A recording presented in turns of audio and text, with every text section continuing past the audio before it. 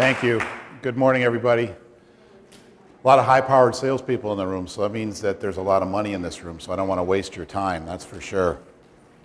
You know, I appreciate the opportunity to talk. Thanks for inviting me as a sponsor. Mark, thanks for introducing your team to me and making time for me, and I appreciate that. You know, one of the things that we have discovered as we, through this economy, is that we've gone through a lot of changes.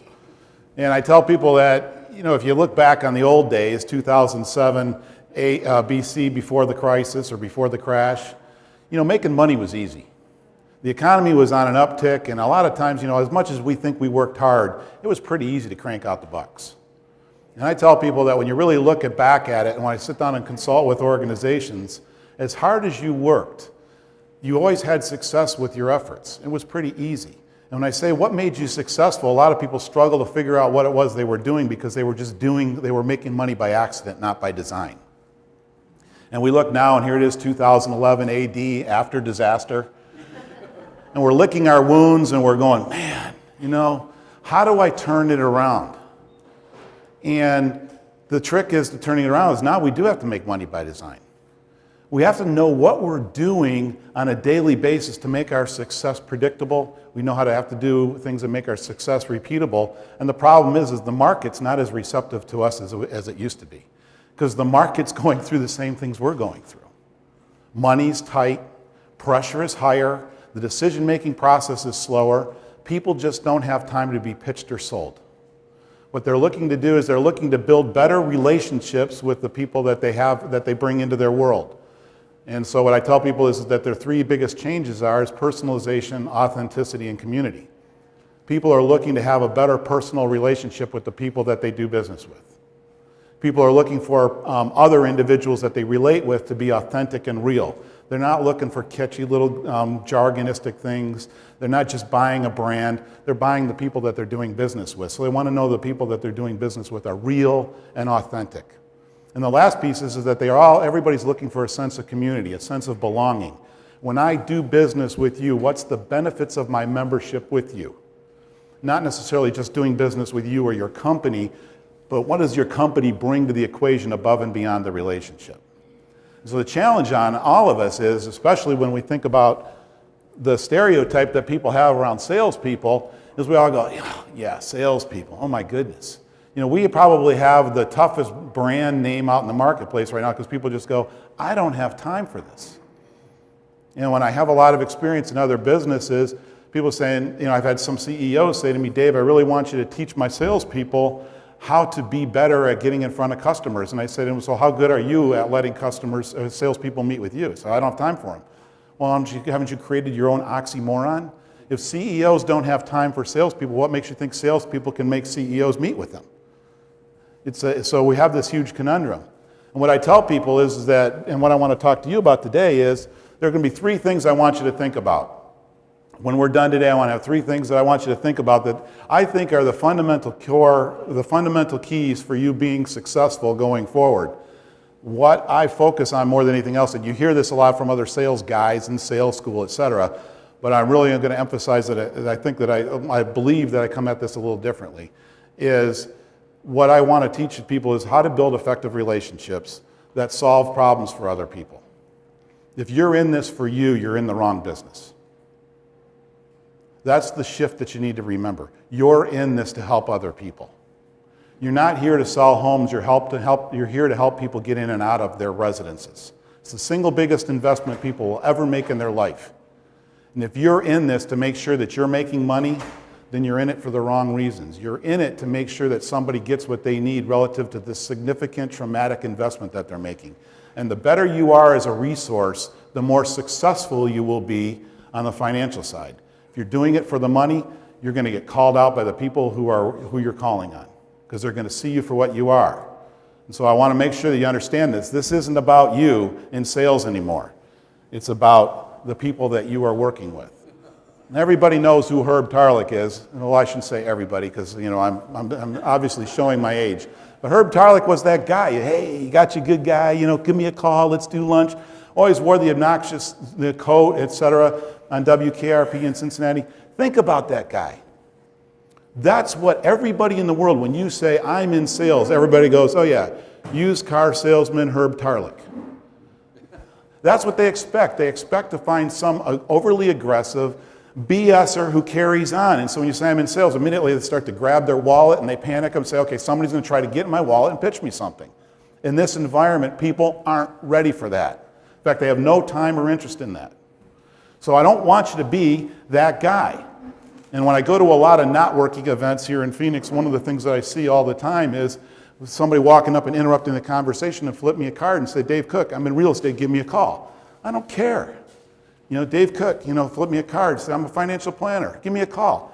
I don't care, okay? You have nothing that you can bring to the equation until you have earned the right to have a conversation with me. I throw those cards in my left-hand pocket. Those are spam pockets. I figure you're going to spam me, I will spam you back.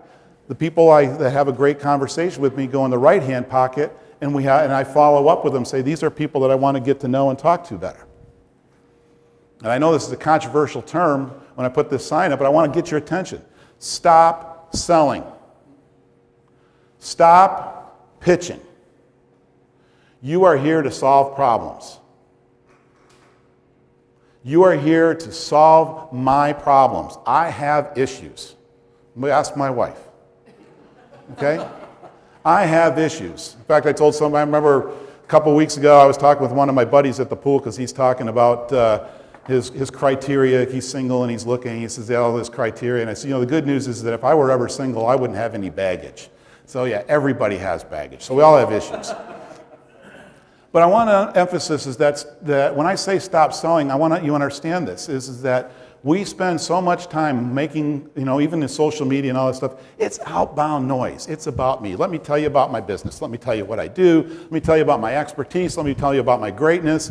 And for some reason, that the more we trumpet ourselves, we feel like but they need to know how good I am. Do they? Why don't you help them discover how good you are? Don't tell them. Ask great questions. When you sit down with somebody and you start to talk to them about what's going on in their world and what it is, their concerns about their residence, their concerns about selling it or leaving it and trying to acquire something else, there are a whole lot of information that goes below the line than simply just trying to figure out how to solve the big problem. There's a lot of underlying problems that go into context. And if all we hear is opportunity to sell, that's what we do. I used to have a guy that I used to go on a sales call with. He was a Steelcase representative in Michigan. And it got to the point where every time the customer would say something, well, we're looking for, he would go into a pitch about the stinking product that they said they were looking for.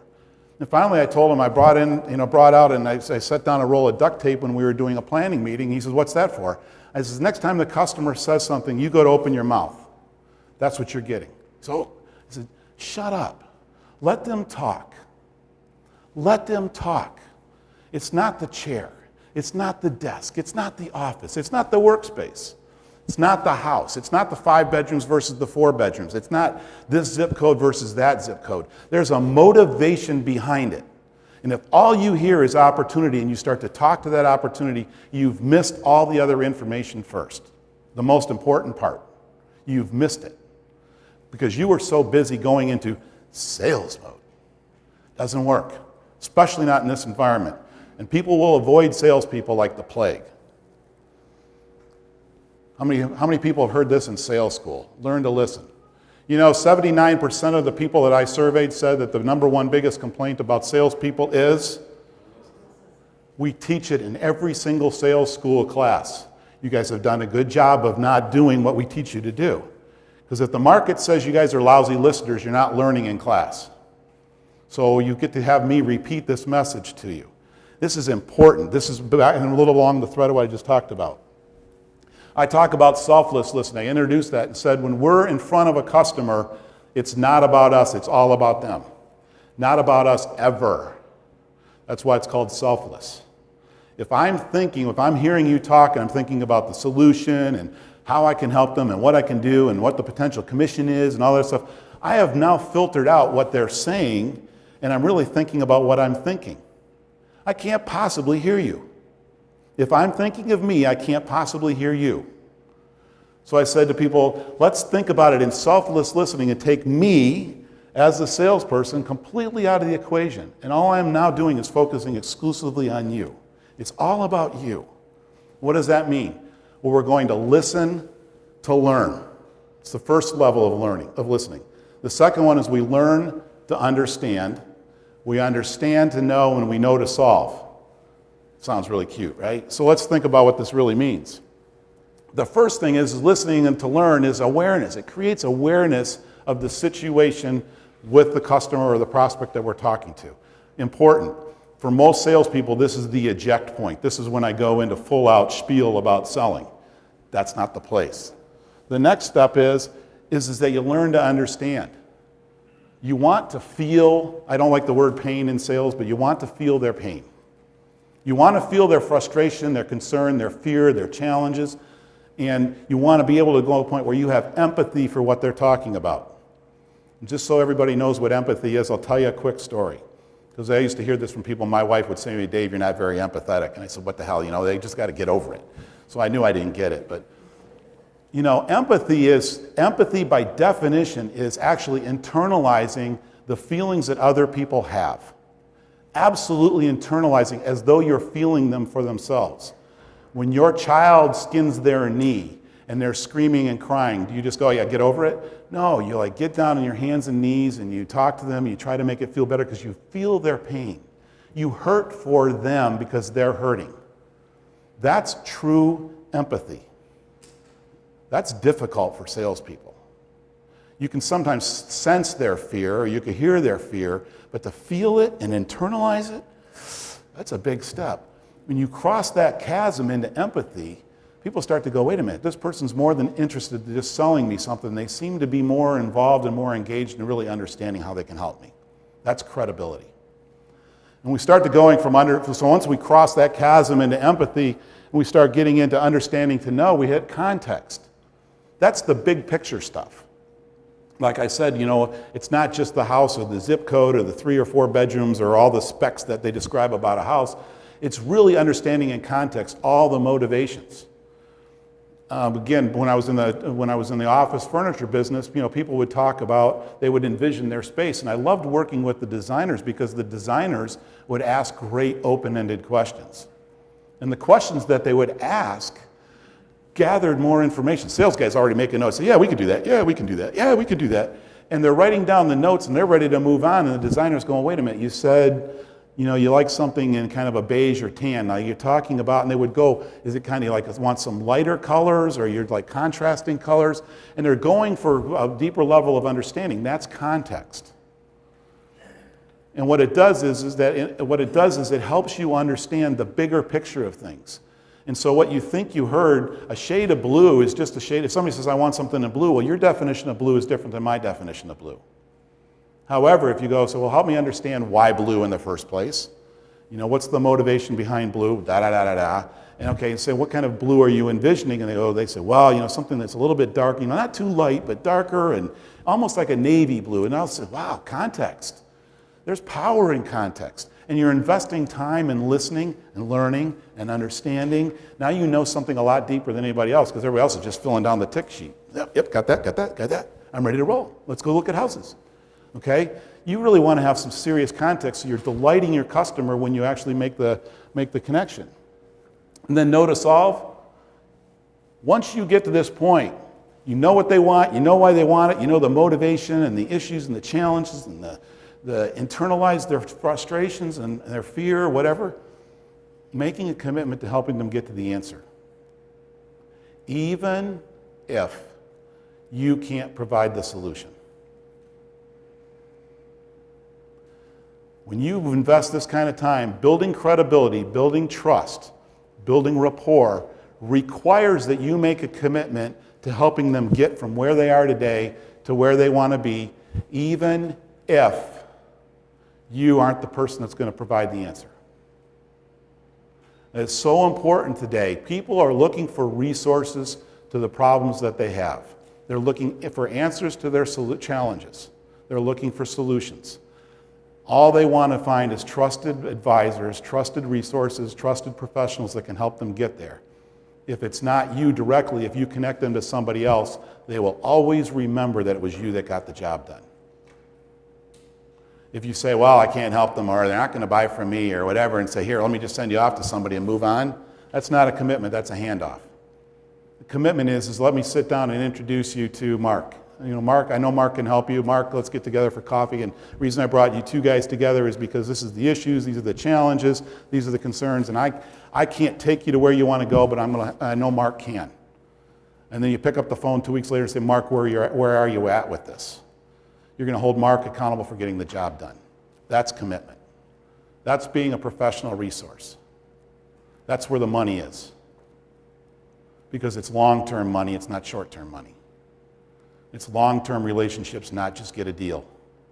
And it's so important. So when you start to think about your role in building relationships and connecting with people, I want you to take you out of the equation. It's all about the person across the table from you or across the desk from you. That's the only person that matters. When you go to that level, you will build an entirely different base of relationship. Anybody want to go fishing? Anyway, this is the reason I say know your Marlin is because basically when you think about the Pacific Ocean, it's a big place, right? Pacific Ocean, big body of water, lots of fish. There's whales, there's sharks, there's tuna, there's mackerel, there's marlin. Every day, every morning, a bunch of guys get on a boat in Cabo San Lucas and go out in this big body of water and they find their fish. They find the marlin. How do they do that? How do they do that? It's a big body of water, not a lake, And they just go out there, and some days they go 20 miles out, and some days they go 60 miles out, some days they go 100 miles out. They know where the fish are. But not knowing where the fish are isn't the only piece of knowing your marlin. It's knowing what they want that day, so they have to have the right bait, so they have to offer the right solution. They have to know how to find them, so they have to be able to prospect for them. But they also know that they got really good at catching marlin, so they know what they're good at catching. They're not just dropping their hook in the line and becoming good at catching fish. They're getting really good at catching the kind of fish they want to catch. The same is true with your business. Every single person that walks in the door is not a potential prospect for you. You know why? Because some people just aren't a good fit. But you also have people that walk in the door that are a perfectly good fit for you because you've been really good in that demographic. You know what your marlin looks like. You know what your success looks like, right? For my business, I know exactly the kind of client that I'm looking for. I'm not looking for anybody who is looking to have sales training. It doesn't fit for me. I'm not looking for anybody whose business is a little sideways and they want to improve revenue. Okay? Because that's 90% of the people in the world, which means I should be getting checks every 5 minutes. It doesn't work that way. I have a certain demographic that I know I'm really stinking good at. I go after those people, and because I know what they look like and the kind of businesses they run, and I know where they are, is that if I had a room full of 55 or 60 CEOs, I go, Marlin, Marlin, Marlin, Marlin, Marlin, Marlin, Marlin. I don't need to talk to those other people. I mean, I will, but I already know where my fish are, because I've gotten so good at prospecting. So I don't need to prospect everybody, I only need to prospect the right people. And I know where they are, I know how to find them, I know how to hook them, I know what it takes. Because I've had success in that arena, and I'm very, very specific, very specific. I don't need 1,000 clients, I need 10. I don't need 1,000 prospects then, I only need about 15. So I want you to think about, when you think about your success in your business, and the relationships that you have with people, focus on what makes you successful. Where have you been successful? You look back and say, well, I look at this last year and, every time I met with this kind of a person and did these things, it was a home run. Cool. Then do that again and get really, really good at it. Woody Hayes was a football coach, right? Ohio State. He didn't cheat. And one of the things that he did was he was known for 3 yards in a cloud of dust. For the people who don't know, don't understand football, sorry about that, but think about it. Woody Hayes' football teams for about 30 years either went off tackle right or off tackle left. People have all these gimmicky, offenses in football today. He didn't have one.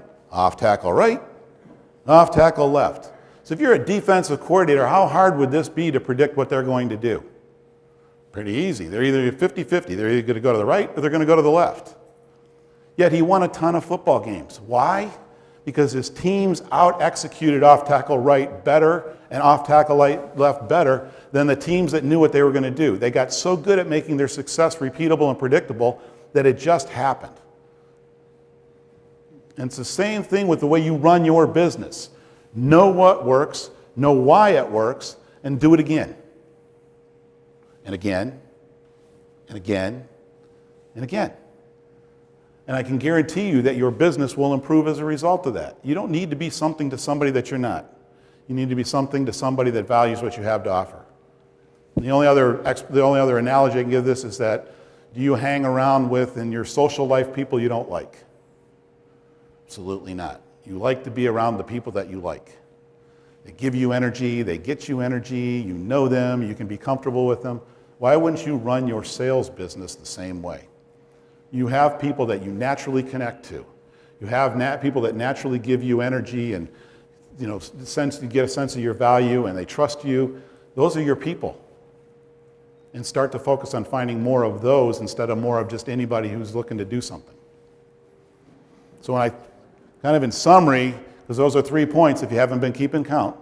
The guys in the back who are taking notes, there's a test later, so I didn't want to tell you beforehand. I wanted to make sure you were taking notes after the fact, so you might be in trouble. So I'm going to give you a quick review right now. This is catch up for you guys.